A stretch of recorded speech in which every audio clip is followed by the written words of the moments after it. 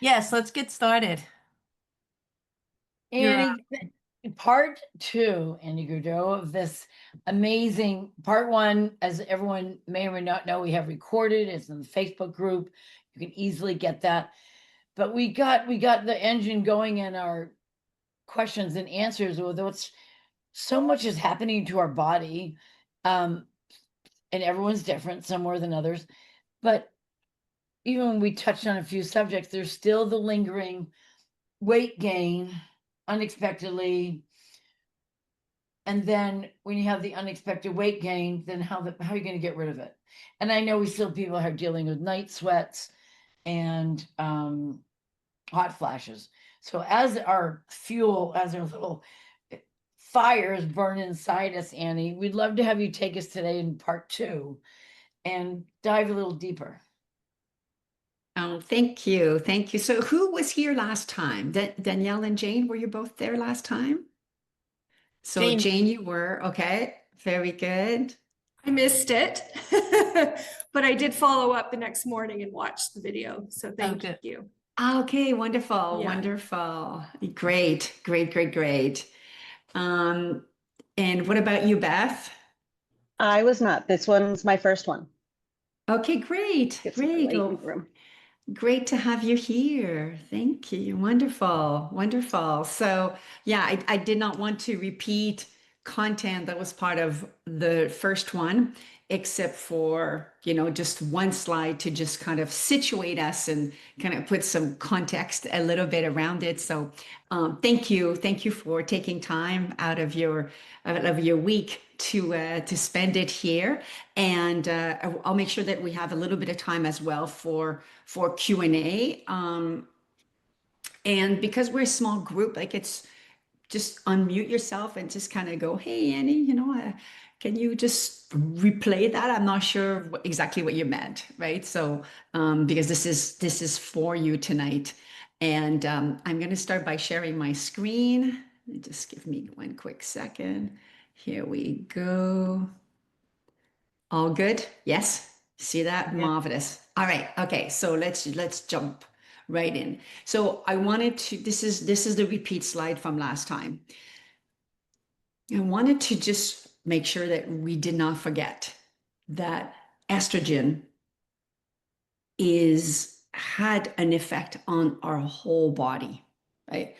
And that is the one thing that is so important. This is why the 30 plus symptoms that have been recognized by the Menopause Society seem so random, right? From frozen shoulder to, I had a client last week asking me about dry mouth, which is also another symptom, right? To muscular pain, like just feeling achy.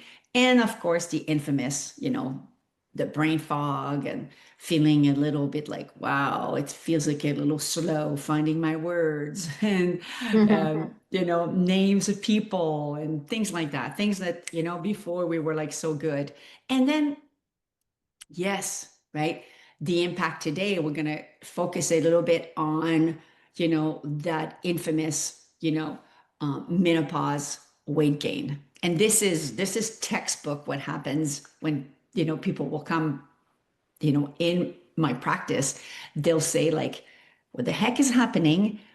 I was always active and pretty much ate, well, and now I've put on 10 pounds. Like, what is happening? Right? It's like, what is happening to my body? This is all new. So, one of the key things that we have to understand is what's this relationship between, estrogen that I have dropped and this weight gain. So, let's dive into it a little bit. So, two types of fats is what is going on. Now, there are three types of fats, but we're just going to talk about two that are the most important, right? So, the first one is that fat that is just under the skin, right? Which we call subcutaneous, right? Fat. So that's the one that we also don't like because it's really visible, right? And sometimes we see the little dimples, and definitely we don't appreciate that. The second type of fat is the fat that is inside. and that surrounds the very, very important organs, our stomach, the liver, etc. And that fat is the one that we get much more concerned about. So pre-menopause, we would have had like 5 to 8% of fat normally. And then it doubles as we enter perimenopause. And of course, when I say that, I am talking about, averages, right? For some women, it will be a little higher. For some women, it will be a little lower. Some women will say, hey, I've got no weight gain. Well, good for you. But a lot of women will be experiencing that visceral fat. Now, that visceral fat really concerns us, not just because, we don't like, they talk about the meno belly, right? That little muffin top, right? Isn't that just a lovely way of talking about it? We worry also about it because that visceral fat is not just a little cushion, because women have more fat than men on average. And it has a lot to do with the fact that we have brought fertility and we need the fat for that. Now, this visceral fat actually can lead to a lot of problems. It's because this fat, which is actually not just sitting there pretty like a little bank account and not doing much, it's actually secreting some protein. They're called cytokines, and they're pro-inflammatory. So you may recall the last time when I talked about how estrogen used to protect us from inflammation, right? It was an anti-inflammatory hormone.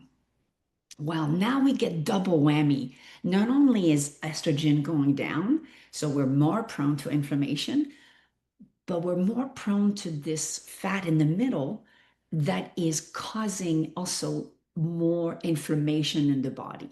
So that is also a risk for prediabetes, what we call metabolic issues, right? Also related to the heart, like cholesterol issues. So that's why we want to care about this visceral fat.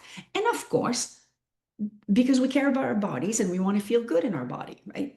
But underneath, when we lift the hood, as we say, right, it's because there's going to be a lot of problems associated with it, right? So what are the things that we can do about it? You will remember last time that I talked about how managing our blood sugar levels is one of the key things in this weight loss journey. So let's talk about why this matters so much, right? Many things in the body, the body likes to keep a certain range, right? Think about how hot we want, if we're too hot, the body's not happy. If we're too cold, the body's not happy, right? The body has a certain temperature that it likes to have. Same thing with your blood, the level of sugar that is the glucose up, we'll talk about sugar or glucose alternatively in your blood. If it goes too high, the body doesn't like it. It sends insulin to yank it down. And if it's too low, we have energy crashes and we're not feeling great, right? And then the body says, hey, you need to eat again. Managing this is really important. In the past, estrogen really helped the insulin that is released. This is me in the morning, right? I eat my breakfast and suddenly, right, blood sugar levels will rise. Whoops. If I did not have a good breakfast, right? Let's just say I stopped at a little coffee shop and I thought, okay, I'm going to break all my rules and I'm going to have a bagel with cream cheese. My blood sugar levels will go really high. And in this area here, right, my insulin is not able to do a good job because of the loss of estrogen. All this is going to be stored as fat. And then my poor little blood sugar levels will come crashing because the higher and fast it goes down the same way, right? Think about a big roller coaster, at Disney World. So what we want to do ultimately is be in this section here, right? Where we have normal little, highs and lows. This is critical to avoid the fat storage, right? Everybody with me so far? So last time we talked about how we make sure that we do that. But let me ask you, as we look for specifically for weight loss, right? Let me tell you, there is so many things out there that tell you what you should be doing, right?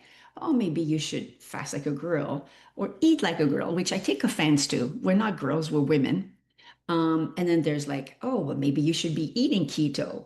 And then you should also be like whipped and skinny like this woman here. How realistic is that?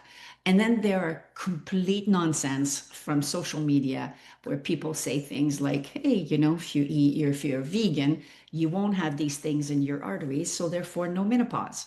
All kinds of, no wonder we're confused, right? No wonder it's like, how do we make sense of all this, right? And it is confusing. Oh, and I had forgotten this one, right? Another intermittent fasting for women over 50. So I want to ask you, what do you think is the most effective way, right? Which diet to lose weight at midlife? Just unmute yourself. You can just give it a try. I'll say A, the Mediterranean diet. Okay, Darely goes for A. Beth. That would be my guess as well, to get fiber and protein. Okay. Okay. Who else? I agree. Basically, all if you combine all of them. Yes, yes, yes. Because you could still be doing low carb within a Mediterranean diet, Jane. So I like how you're thinking. And a little, we always fast because assuming we all sleep at night, we're always, fasting a little bit. And the truth is that overall, the principles of the Mediterranean diet, right? Answer A is definitely the way to approach. Now, I want to do a little caveat that, every woman is different. Right? And some women will say, now I see this in my practice all the time. Like some women will say like, oh my God, Annie, when I finally stopped, eating dinner past 7 o'clock, it really helped me, right? I finally got control over my hunger and I slept better and I was making better choices. So, each and one of us will have some things that will be that will support us differently. But why we want the Mediterranean diet, it's because it is rich in vegetables. It's rich in grains and nuts and seeds, which really help us with this inflamed body that we now have, right? So that's one of the reasons. The other reason, and Beth alluded to it, right, is that it's very rich in fiber, which will also help us as we look to lose weight. Now, it's not a license to eat 34 cups of broccoli a day, right? But we're going to look into that a little bit more.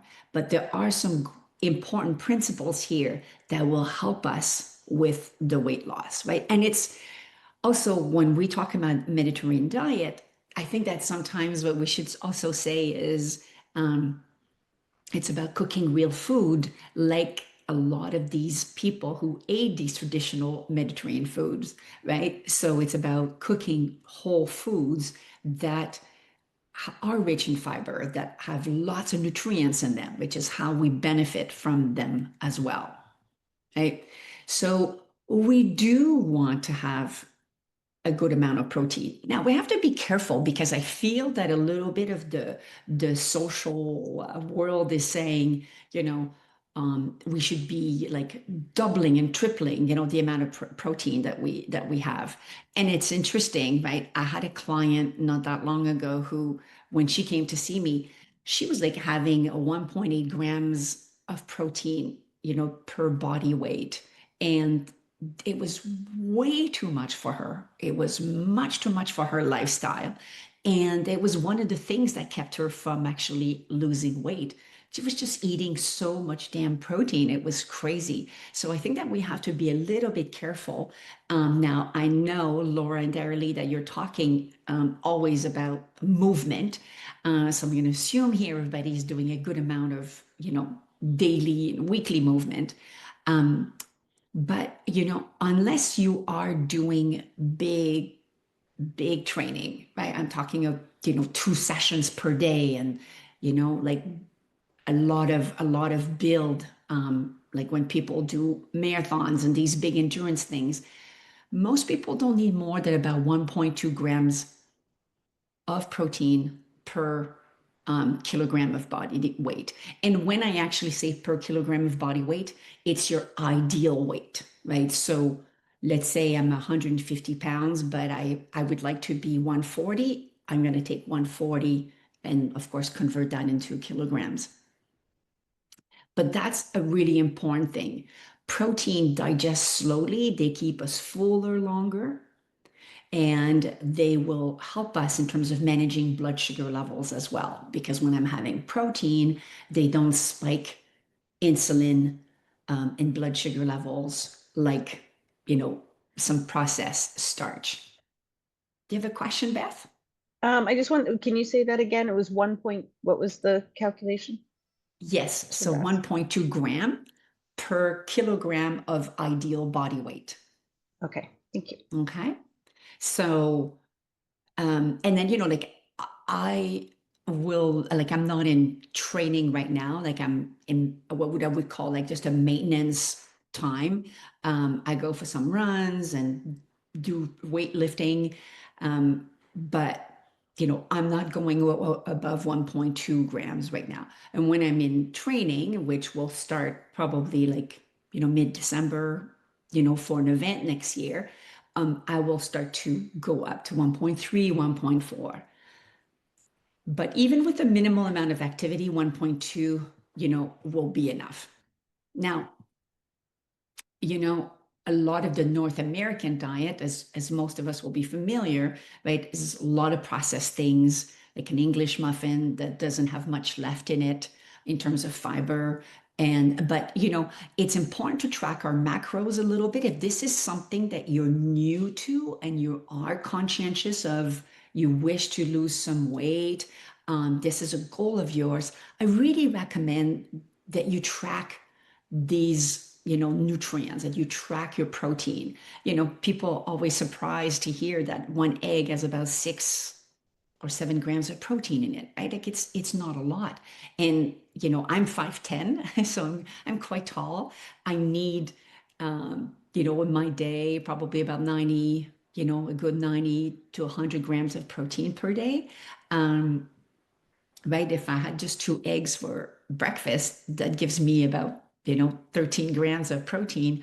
Like I'm still in a massive deficit. So I encourage you to track for a while, not to be obsessive and not to beat yourself up, but to start to have a good sense of like, oh, look at that, right? I really need to add a little bit to reach my goals. I like, I think we talked about it last time. I like the app Chronometer because it's accessible. You don't have to pay for it. You can also pay for another version, but the basic version is free and it's easy to use. And then you can track your progress. So I enjoy it. I find that that's one that my clients really enjoy using. And it's the same with plant-based proteins. I love plant-based protein, but again, being mindful of, let's say, if you're looking for 30 grams, to be aware that sometimes it takes a lot.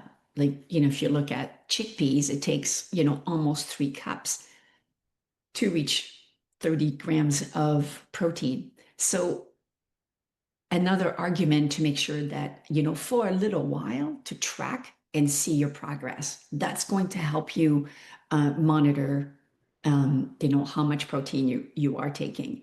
I recommend as well, like just do this progressively, right? It's a bit like we don't start a marathon training by doing a 10-mile run, right? Sometimes we just go to the corner. It's the first stoplight and that's it, right?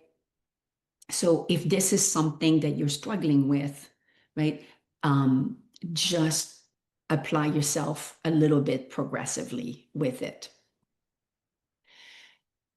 So we talked about protein. We cannot not talk about fiber because that is one of the biggies for women, right?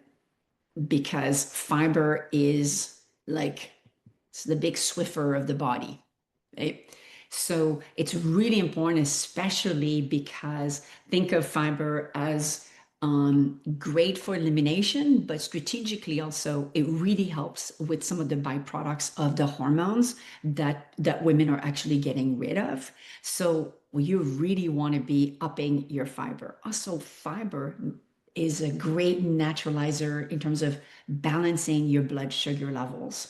So it filters the big, it tapers the big highs from blood sugar levels. So really important to be including fiber. Fiber comes exclusively from the plant world. So this is why, again, going back to which diet is optimal, that Mediterranean diet has a lot of fiber in it. So this is going to be really optimal for us to be successful, on our journey. How much are we looking at? 25 grams. 25 grams of fiber. Now I'll tell you, I have some clients who arrive and, I'm thinking of one client in particular. She came from a bit more of a keto mindset. Like I'm just going to go for the protein and, I'm going to stay away from all this carb stuff. And when we made some adjustments, like we had to go very slowly because increasing fiber can be a bit of a shock to the system, right? And the body can go like, what is happening here? So any changes of that nature, just go slowly, right? So let's say you were having 2 or 3 portions of vegetables and fruit per day. Don't go to 6 overnight, right? You may want to just slowly, increase little by little. But this is going to make a massive difference. It's going to help the liver. It's going to help you detox better. It is going to make such a big difference. We are thinking about 25 to 30 grams per day. Mix it up, right? If you don't like apples, you can have more veggies. But it could be legumes, right? Like the lentils, it could be oats, things like that. But all of these are going to make a massive difference. When we do this, we also really reduce our cravings, right? Anybody have a little bit of cravings, in the afternoon when you're like, ooh, that energy is dipping and so on, right? That's because we're not managing sometimes enough our energy in terms of calories, but also because sometimes, there's these little big dips that have been caused by the blood. So fiber is a great antidote to that. So make sure that you are optimizing, 25 to 30. Again, this is a great way with Chronometer. You'll be able to see how much fiber you're taking and just see if you're on the right track for yourself. Now, I worked for almost 25 years as a brand consultant with big consumer goods package companies. So I know their tricks and I know them very well. So I wanted to give you a few pointers as to when you're making decisions out there, right? We all know that we want to buy things in the perimeter of the store, but we still need things and they come in boxes sometimes, right? I love picking on Cheerios because I find it such a sham of a story. And I picked it because a lot of people will come into my practice and say like, Annie, no problem. Like, I eat Cheerios and I know they're good for me. And I say, oh, really? So let's break it down. The first rule of packaging is that you never trust anything that is on the face of the package, right? You don't, but so that's the first rule, right? You know, they say don't judge a book by its cover. It's like, yeah, we are not going to judge if this is a good choice, even though look in the top left corner, it says whole grain first, right? Wow, beautiful. That looks amazing. We want to go to the side and we want to look at the ingredients and the nutritional panel. In this case, what I wanted to show you, because we're talking about fiber, like this came from a plant, right? It's oats. And per serving, which is a full cup, right? We're looking at a ridiculous 3 grams, right? It is, while it is very low in sugar, there's almost nothing to this. Like it's air that they're basically selling you. There's almost no protein either. This would not make a great choice for your morning because you're going to eat this and an hour later, you're going to be like, okay, where's my next meal? Because this is definitely not going to fill you up and it's going to digest like super quickly. There's almost no fiber there and almost, no protein. So is this a great choice for us? Absolutely not, right? They're selling it based on, oh, it's 1 gram of sugar only. But there's no nutrition to this.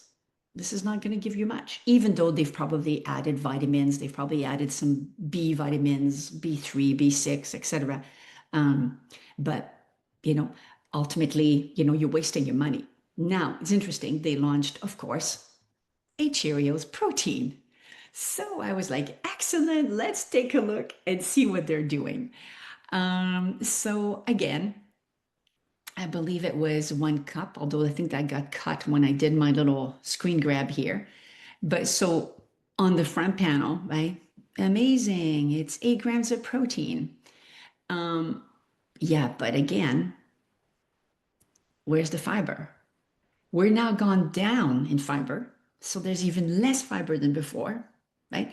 And then we have a whopping 12 grams of sugar per serving because they've had to do that to cover for the protein taste, right? So they had to do that to make this more palatable, etc. So it's really incredible, right, to see that while we might think that this is such a good choice, but if I'm trying to have 25 grams of protein, let's say, right? Let's say I want 75 to 80 grams of protein per day, which is probably, an average woman, pretty reasonable goal. This is going to give me 8 grams of protein. Not a great balance overall. So I find that, we really need to be careful and be mindful. So rule number 1, never trust what's on the face. And then rule number 2, always go to your nutritional facts because there's many things in the ingredients sometimes that are also like what the heck is this? Like I have no idea, right? So between preservatives and colorings, which, ideally we don't want, but is this even going to give me the right nutrition for my needs, right? So a great way to look at this. And we could do an entire hour on these. I have many, many examples, but I just thought that it would, it would be valuable to bring you some. I mentioned that fiber, particularly for midlife women, was important, but there's also a type of vegetable that is even more important, also amazingly important, is part of the cruciferous vegetables. So cruciferous will be, broccoli and Brussels sprouts, and aren't they beautiful? These, I did not like change these colors. These are like naturally occurring like that, just beautiful. Cabbage, right? Cauliflower, I already said that. These types of vegetables have particular compounds that are really, really good in terms of detoxing for us. So I recommend, 2 or 3 portions per week. When I talk about portions, it's about half a cup. It's not a huge amount, right? So very, very doable. But you really want to be focusing on that. for our health. And not everybody likes cauliflower. Realize you can go to broccoli, but you can go to cabbage, but these will be amazing for you. So it's really important to look at, managing your blood sugar levels, right? Tracking our macros, right? Tracking how much protein we're getting, track how much, your carbohydrates and fiber are going to be. This is still matters, not in terms of micromanaging, like, oh, I don't want to be over 5 calories, but overall, there's still a little bit of calorie sensitivity that we have to have. But more importantly, if we are careful about the calories, and on top of that, we track our macros, we start to see the weight loss by managing the blood sugar levels, right? Does this mean that we should be fasting? Right? There was a comment, a little bit at the beginning. And I'll tell you that all of the studies on fasting benefits, usually on men, and also not women at menopause. I don't recommend it for women at menopause because sometimes what it does is actually puts even more stress on the body. Our cortisol level will increase. You may remember from the last session that we are already so much more at risk for elevated risks of cortisol, which make weight loss even more difficult. So I don't propose that we eat every hour of the day, but keeping it to 3 meals a day. And then if you've got some big training sessions, you will have to have a bit of replenishment, after your training. But, keep it to 12 hours. If you can keep it to 12 hours of fasting, you will be okay in terms of blood sugar levels, etc. It's people that do very well with fasting will be much more postmenopausal. So definitely, like, we're talking, 5-10 years postmenopause, when, a lot of the symptoms will have subsided. Not all of the symptoms go away for 100% of the women. There's still a lot of lingering symptoms for a lot of people, but fasting can start to be beneficial again, later on.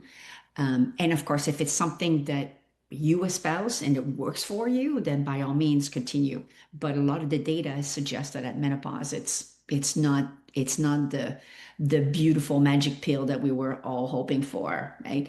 And of course, building muscles, as we mentioned last time, is really important.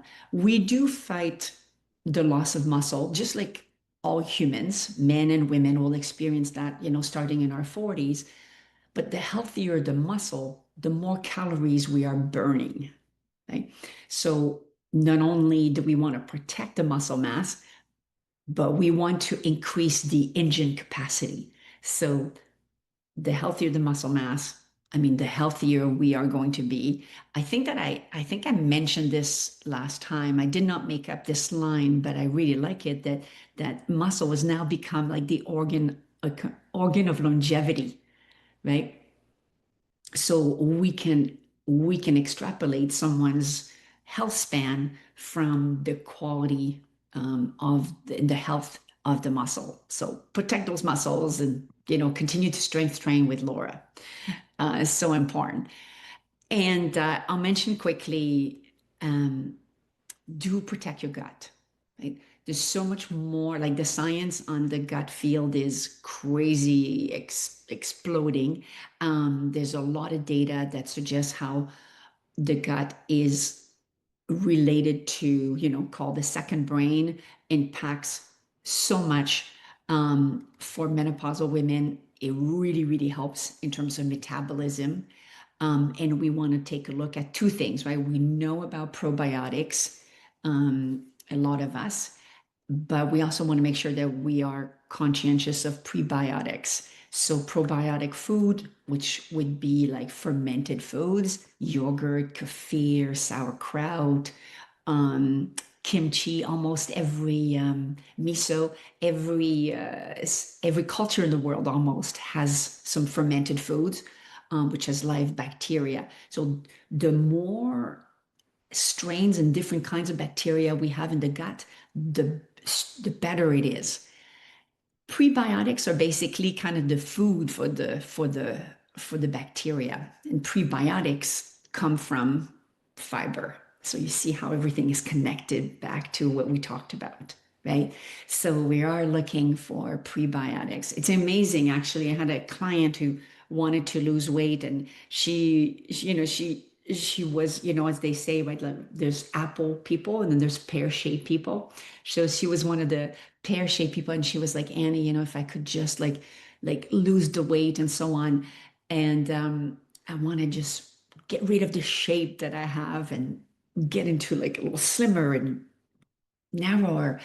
And we really focused, like we discovered how bad her gut health was. If you don't go to the bathroom every day, that's a problem, right? There are some very simple things that we can do, but just by changing and focusing on her gut health, right? So many things started to fall in place. And over a year, like she has lost inches, waist, hips, thighs, difficult places to lose weight, right? And we just saw it gradually, not like all in one fell swoop, just consistent effort, right? Consistent movement, just absolutely astonishing. So really, really protecting your gut health, which also, of course, is great for your brain. It's great for your immunity, all of that.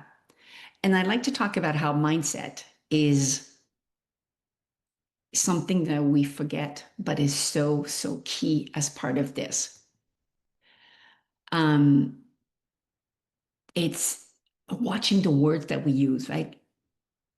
Instead of saying I'm on a diet, it's like I'm actually building my health, right? I'm building healthy habits. I like to reframe this, right? Because we want to be on diet. We just want to be strong, right?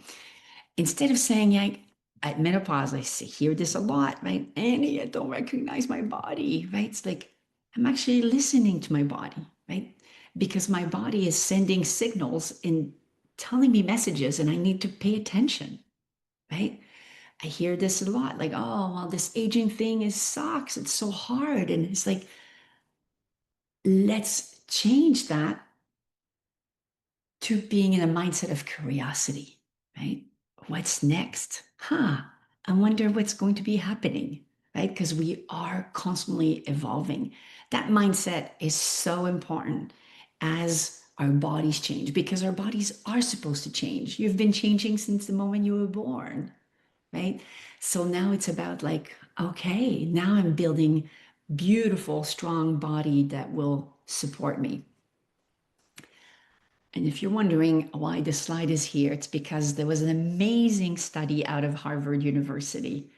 And it's not a big cohort. I think it was like just under 100 maids, literally hotel maids.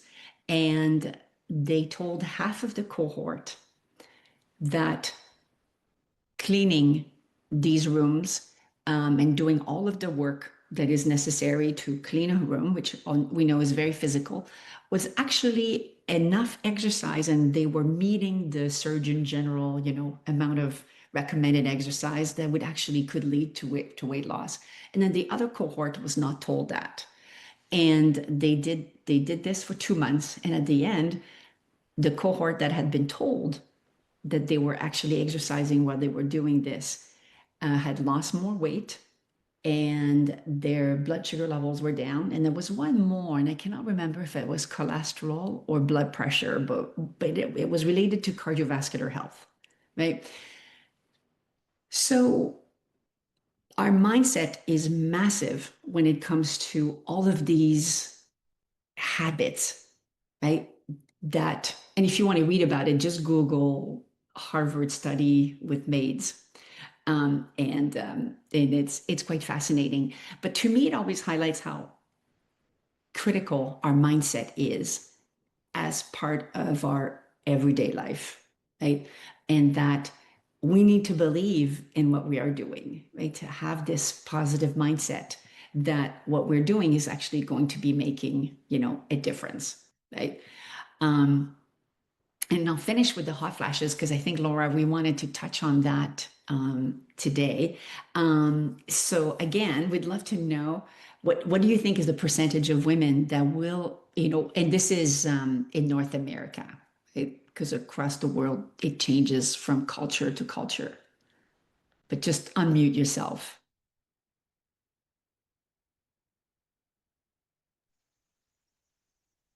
I 70%. I'll go with I have no idea because I did not experience any of this, but I would say, I want to say at least 50%. Yeah, Well, and Jane? I think it- in my years of talking to my fellow women who have gone through this, almost everyone has had hot flashes or night sweats. So I'm going to say 70%. And as a matter of fact, I usually threaten the ones who haven't had any. I love that. Beth, were you going to try a number? Yeah, no, I thought it was much lower. I thought it was around 40%. Okay, so in North America, Jane is 100% correct. It's 70%. Yes. In some parts of the world, it's less, but in North America, it is. So it is very, very, very common. And it can go from the benign to quite debilitating, right? See women that will be completely drenched, like red in the face, beating, like you just ran 5 miles in the hot sun. The number one treatment that we know will help with hot flashes and night sweat, the gold standard is menopause hormone therapy. It still is. Now, not everybody want to be taking menopause hormone therapy or is a candidate for it. And there's all kinds of good reasons for this. So what are the options? One of the options is actually cognitive behavior therapy. So CBT has been known that it can really help. It doesn't help diminish the number of hot flashes a woman will be experiencing, but it will help significantly the duration. So it will improve, a little bit of your management of this very uncomfortable, obviously symptom. There are also some supplements that help with varying degrees of effectiveness. So let's take a look at some of the options, right? Black cohosh for women who are experiencing medium levels. So if you're on the extreme level, this is not going to help you. Any of these will not help somebody who's getting, the 12 to 14 per day and excessive sweating. Unfortunately, these don't help. But if you're from the mild to medium, some of these can really help. All of these, I will also say, if you have a medical condition, if you are taking some medication, you must check with the pharmacist to make sure that there is no contraindications. But some women will find that it really helps them. I have a couple of clients are taking Shisandra, which is an adaptogen, and that had a lot of success with it. So the idea is to try, give it 30 to 60 days. It's not like menopause hormone therapy where sometimes the symptoms, are incredibly, reduced within a week. This is a much slower, unfortunately, process, but worth trying, right? I always say, let's keep an open mind and let's try them. What else did I have here? Oh, yes, I wanted to talk about creatine. Not necessarily because it helps with flashes, but because the question always comes up. So I thought I would bring it up a little bit, right? Laura, of course, being very familiar with the fitness world, creatine is probably one of the most studied supplement from that point of view, right? So used by, we'll call them the gym bros, right? the pumping iron people that just want to become bigger. Does this mean that if you take creatine, you're going to become big? No. Right? Creatine helps with the recovery of the muscles. It is a powder that tastes nothing. You can easily dilute it in water, or I put it in my yogurt. What we have started to see that is exciting about creatine is that there are some brain benefits. So this is why for menopausal women, this is interesting. So we're thinking start a dose at 3 grams, work your way to 5 grams. Unless very rarely, but some women will experience a bit of stomach issues. None of my clients have experienced that, knock on wood so far, but it is in the literature that some women will find that there's a bit of a sensitivity. What I'm excited about is, yes, of course, I tell my clients to do strength training, and if it helps recovery, great. But I'm really excited about the cognitive aspect, right? Because this is something that, we all are worried about. So 5 grams per day for women, should do the trick. And here, no worries about, if, let's say you have hypertension or you have thyroid issues and so on, there are no contradictions. Always check with your pharmacist if you have something specific, but this is a wildly, accepted supplement. I think that's all I had. I don't have I'm not home, so I don't have all my gadgets that I normally have, so I can see my next slide. But I wanted to leave you with this, that, truly menopause, it's about getting better, right? It's us upgrading to that next step. And listening to the body, having some grace is really important. I always remind women that the average amount of time that we have to live after menopause is 33 years, right? We're talking about incredible amount of time to feel strong, feel great,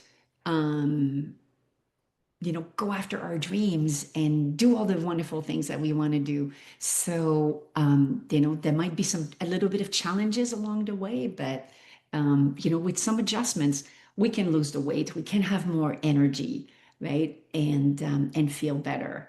So if anybody wants to dig a little further into this, and I think that Darely, we have a link for the chat, but you can just grab this screen grab as well, this little QR code. And, I'd be happy to have a complimentary call with you to talk about what has been some of your specific challenges and dig a little further and give you some support. And I think we have a few minutes for questions. Annie, and I'll stop very, sharing. Very generous. Thank you so much. I've got 2 questions real quick. When you I'm just going to take our last call and bring it into here. So when you're using the term menopause, are you including the whole journey when you're talking in general?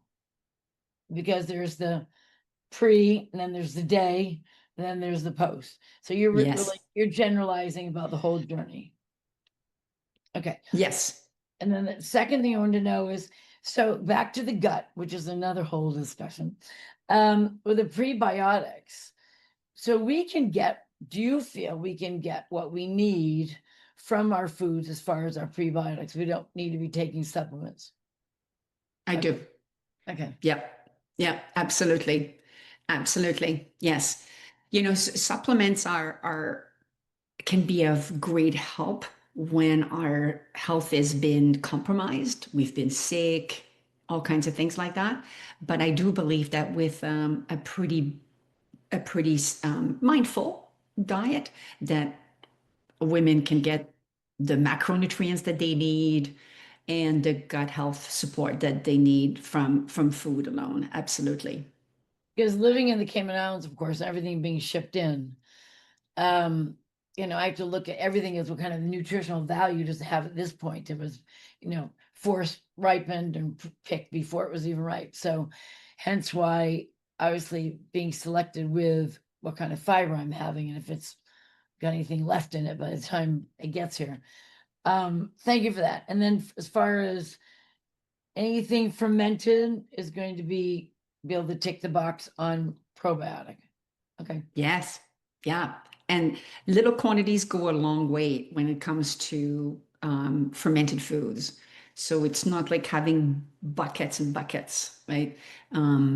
It's like anybody like sauerkraut here, or the kimchi version, the Korean version, just a little spicy. Just a little bit of a side, right? On the side of the plate, literally doesn't have to be, a cup of it. It could just be like, quarter cup, right? Will go a long way. A little bit every day, really amazing for the body. And last question, then someone else.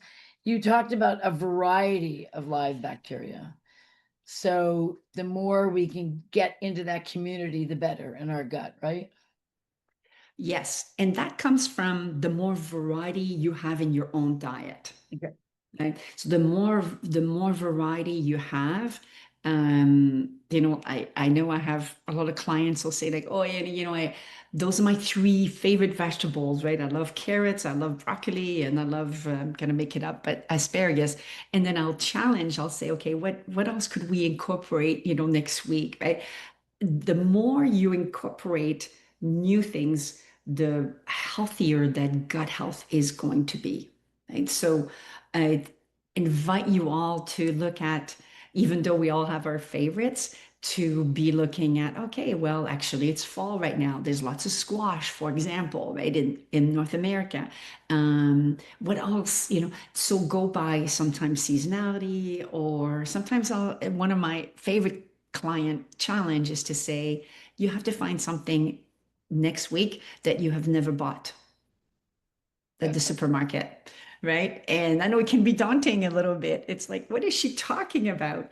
But there's all kinds of veggies and fruit, right, that are on displays that we never buy because, well, we're like, I don't know what to do with this. So that's a great challenge that we can all do on a weekly basis. Sometimes more successful than others, but that's okay, right? That's all part of the adventure. That's a great idea. I love that idea too, Annie. So I have a question for you. The macros. I know we want to keep track of our fiber. We want to keep track of our protein. What else is important to track for macros? I would say also the healthy fats. Okay. So omega-3 fats and monounsaturated fats would be important to track. Of course, we want to stay away from the trans fats, those things, but making sure that we're getting enough of the omega-3s, particularly for women, critical for brain health. And the name of that app that you spoke of? Yeah, so Chronometer. And this version I'll put it in the chat right now, actually. It's a K chronometer or C? No, it's a C.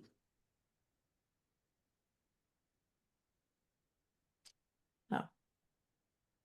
Yeah, they have a free version that is easy to use. Well, I created a GPT with chat to track fiber and protein, and it'll give me ideas too of things to do. So that's kind of fun to play with. Yeah, that's a great idea. Absolutely. Love that. Jane. I'd like to pass along something that I learned the hard way. I had hot flashes literally for decades. I started early menopause and I was flashing for probably 30 years. The thing that I discovered, yeah, right. When I cut sugar, my flashes significantly decreased. And also, the mosquitoes didn't like me much anymore either. There you go. Yes, we often find that sugar helps. Lower alcohol consumption also helps. And this is a bit of a catch-22, but also when we exercising and a better sleep will also help. But, if you're having night sweats, it's very difficult to have a good sleep. So sometimes, it's a bit of defeating advice. But not everyone has both day, the night sweats and also like the hot flashes. Yeah, I didn't have the night sweats that I knew of that much because basically threw all the covers off. Um, uh, yes, when I started managing that, it made a huge difference. And also, it seems so obvious that just how you dress, layers, so that you can peel off and put back on. I'd say it's like having a broken thermostat. You heat up, you go up to the top, and then it goes down, and then you're freezing. So it's just this. Yes. So dress to undress. Exactly. And layers, absolutely. That's like, you need the like Laura has, like sleeveless, and Yeah. then you can have your little thing on top. And then if you need something else, you can have a little, yeah, you need it all. Absolutely. One of the other things that I noticed is a pass along that maybe other people would go through this. You could have me have a hot flash by having me have attention on myself, whether it just embarrassed or just all of a sudden being self-aware, that would trigger a flash. And what I noticed, this is funny, is that I knew what was going on. All of a sudden I'd turn beet red, but people thought I was getting angry with them. And so I had to let people know, don't worry, I'm not angry, I'm not upset, I'm just having a hot flash. And and what I noticed is somebody who is blonde, who easily flushes, they would flush because that was what they were thinking. They realized that I wasn't angry with them and getting belligerent, and they got embarrassed and they turned red. That's awesome. Great story. Any other questions?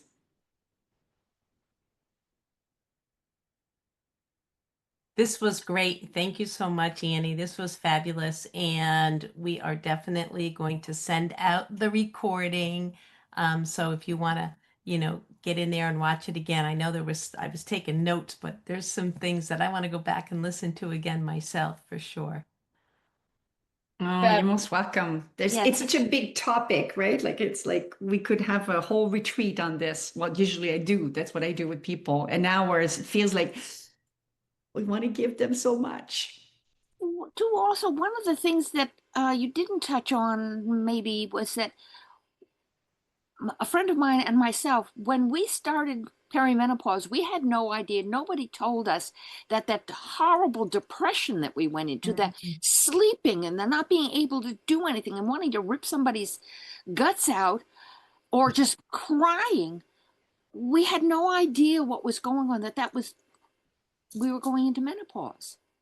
Yes. Does food and all of that, can that be a way of helping that? All of these things that you've talked about? And how does somebody get keyed into, well, this is what's going on. The reason I want to rip your head off, or the reason I don't ever want to get out of bed is. Yeah, we did touch on that in the first menopause conversation we had. And I Close. Nope. Yeah, no, it's all good. There was a lot, and it was 2 weeks ago. So, I can barely remember what I did yesterday. But, close to the statistics is 45% of women will have symptoms that are cognitive level, anxiety, depression. But we know that, it's everything, right? It's so much more. What we know will help definitely. I mean, getting the nutrition that you need is really important, but it's movement, it's sleep, and it's community, which is what you have here, that is going to help you not, strangle the neighbor because, they put their garbage can a little too much on the side of, your driveway, right? Like I have so many clients who are in the workplace and are quite worried because they have zero tolerance for for people in the workplace anymore. They're afraid they're going to be fired, because you can't stand it anymore. And there is so little education around perimenopause in that aspect. And a lot of women will be getting, they'll be put on anti-anxiety medications or antidepressants. And I'm not saying that those don't have a place and a role. Sometimes it can be a lifesaver, but often it's masking the problem, the root cause. So it's a fine line. It's something to really discuss with your healthcare professional, because sometimes some women benefit better from menopause hormone therapy at very low dosage rather than being on antidepressants. And antidepressants will make a woman gain weight, and then they're like, shit, here I am, like, please. So it's something to have a good conversation with your healthcare provider about. Well, fortunately, I'm past all of that. I'm thinking of the younger women who are just going into that. They don't have a clue. I didn't have a clue. Yeah, big topic. Great point. And Jen, I think like we were talking about last week, and you have to remember the physicians have very little information about it. And like last week, Annie gave us a couple tips on, my big thing is we need to give everyone the tools of what kind of questions to ask. Because if you don't know what kind of questions to ask, the doctor doesn't even know how to answer. And I always feel it might be smart to send your doctor the questions before you go, give them a chance to look them up. But there's so much, like what Annie's doing with us, education to let people know that this is normal, we're okay. And yes, everyone's different, but wow, just if we know more about ourselves and what can be happening, then the mindset's going to be a little bit different. Yes, exactly. It helps us have a little bit more grace towards ourselves. And also it also gives us hope that there are still a lot of things that we can do, right? And that's definitely something that I want everybody to know, is how much we can influence, that state of health, and how much you are capable of, really feeling better. And that, there's light at the end of that tunnel for sure. Thank you very much. All right. So thank you so much, Annie. It was fabulous. And thank you. Seeing you again. Thank you for having me in your beautiful community. I appreciate it so much. all righty. Bye-bye Thank now. you. Thank you so much. Thank you, guys. Good night, everyone. Bye-bye. Bye.